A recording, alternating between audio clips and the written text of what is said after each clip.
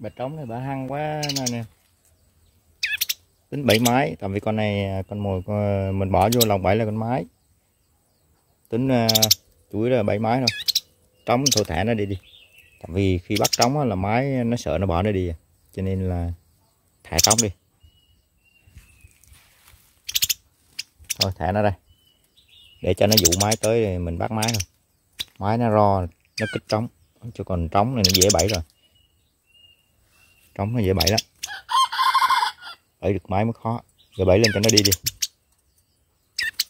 Vướng ở đây nè. Rồi, giờ bẫy lên cho nó đi.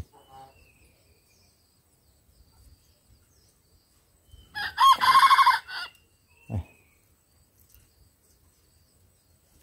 Giờ bẫy lên cho nó đi. Mình bắt trống ở mái thôi. Nó dính lưới này. Giờ phải gỡ ra.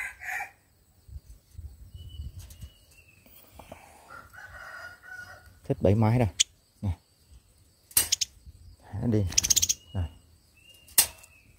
Bẫy mái thôi nè.